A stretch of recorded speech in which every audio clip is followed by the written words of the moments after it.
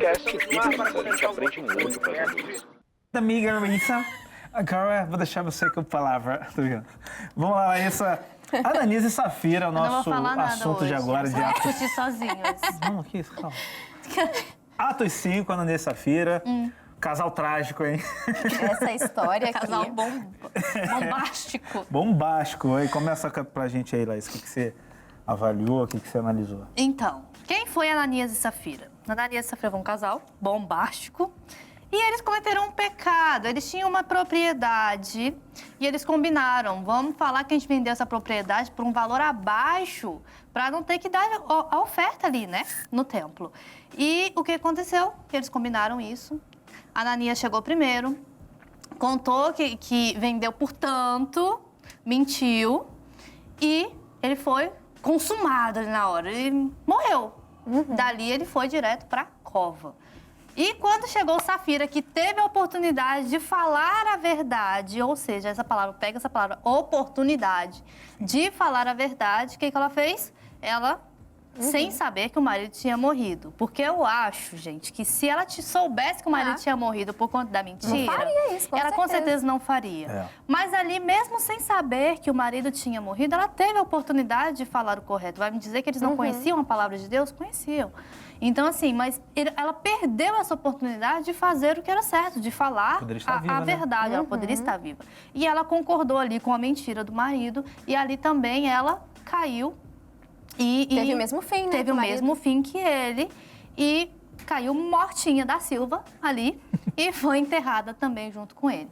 Eu acho que, assim, para mim, nesse texto de Atos 5, o que pega mais é essa palavra, oportunidade. Aqui eles dois tiveram a oportunidade de fazer o errado, mas eles também tinham a oportunidade de fazer o certo. E eles desperdiçaram essa oportunidade e optaram por fazer o errado. Foram para o lado errado da coisa ali. Muitas vezes, muitas pessoas, elas tentam tirar proveito de certas situações e acabam pecando por isso. A gente vê muito isso em, não sei, vou até falar uma besteira, em meios políticos, né? A gente vê isso, às vezes, dentro de igreja, pessoas que acabam pegando a oportunidade e fazendo a coisa errada ali naquele momento.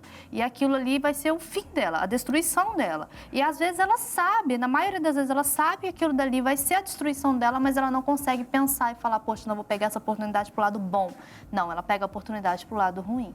E ela acaba caindo, e ali é o fim dela, realmente a destruição, como o fim de Ananias e Safira. E a gente vê quem que foi ali aquele que deu a ideia, né? Que sussurrou, de repente, no ouvido de Ananias o que fazer. E a esposa foi seguindo, como você falou, né?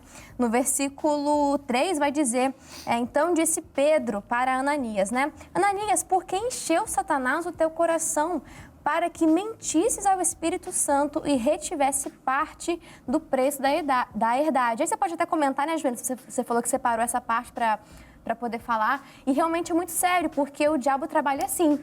Ele vai no teu ouvido dando sugestões e ele nunca vai falar algo que colabora com o plano de Deus, que agrada o coração de Deus. Muito pelo contrário. Então, ele encheu ali o coração de Ananias, mas o grande fato que eu atento aqui também é que parte muito da pessoa blindar o coração, blindar os ouvidos, não dar atenção a essas sugestões do maligno, é lutar realmente contra esses dardos inflamados, porque é o tempo inteiro. E aqui tem até um livro da Joyce, né, que fala sobre isso, é o campo de batalha da mente. Porque muita coisa é aqui, na sugestão, aqui no coração, é o entendimento, né? Então a gente vê que é uma ferramenta que o diabo usa e a gente precisa também blindar o coração, até porque em Mateus, em Provérbios 4, 23 vai dizer, né, sobre tudo que se deve guardar, guarda o coração, porque dele procedem as saídas da vida. Em Mateus, né, 15, 19 e 20 vai dizer que do coração procedem as coisas que contaminam o homem. Aí vai dizer ali uma série de coisas erradas e que isso tudo parte do coração. Então, precisa vigiar nisso, né? Se a gente for ver também, um pouco antes de Ananias e Safira eles fazerem essa oferta, a gente teve a oferta de Barnabé, que fez a mesma coisa, vendeu uma propriedade, tudo que ele tinha, ele colocou aos pés dos discípulos, porque naquela época eles estavam fazendo isso, porque os povos que que estavam ali naquela cidade foram convertidos, né, pelo discurso de Pedro, eles continuaram ali, eles não voltaram para casa. Então, muitos deles precisavam ser sustentados. Então, a Bíblia fala que eles tinham tudo em comum, repartiam pão por causa disso. Então, quem tinha propriedade vendia para ajudar. E Barnabé fez isso, só que a gente tem um exemplo claro de alguém que fez isso da maneira certa, foi o Barnabé. Ele foi lá e entregou tudo que ele tinha. Só que Ananias e Safira, eles fizeram também. Só que ninguém mandou eles fazerem. Eles poderiam tanto vender e ficar com dinheiro e não ofertar, que estaria tudo bem. Só que eles venderam e eles reteram uma parte. E mentiram, E né? eles colocaram lá a outra parte dizendo que eles tinham colocado tudo. Então, eles estavam aparentando algo que eles não estavam fazendo. Eles queriam passar a ideia de que estavam também sendo piedosos, que estavam fazendo o correto, sendo que eles estavam aparentando algo que não era. Só que E não eles dá para pecaram enganar nisso. o Não dá. Espírito Santo. Tanto que Não Pedro tem fala, como. vocês não mentiram para mim, foi para o Espírito Santo, depois que Satanás sussurrou, né, e encheu o coração deles. Essa é a palavra que ele usou aqui no versículo. E muitas vezes isso acontece com a gente também. E esse aqui é o primeiro relato também de uma coisa ruim que acontece dentro da igreja, no sentido no início da igreja. Esse é o primeiro relato. Então, a gente vê aqui um exemplo que dentro da igreja também pode acontecer isso, mas não por falha do evangelho, da palavra, não, mas porque muitas vezes o inimigo, ele dá uma sugestão e uma pessoa que às vezes não está tão firme ali, ela cai e ela não só cai, como ela pode acabar influenciando outra pessoa. Aí acontece aquele efeito cascata, né? Foi o que aconteceu aqui, que o marido acabou influenciando a esposa e ela também perdeu a salvação dela por conta disso. Sim, e a justiça de Deus, ela veio e aconteceu ali, e a Bíblia fala que todos ali tiveram temor. Por quê? Porque eles viram o juízo que aconteceu, e o juízo de Deus, ele acontece. Se a gente anda certo, não vai acontecer, mas se a gente não obedece, o juízo, ele vem.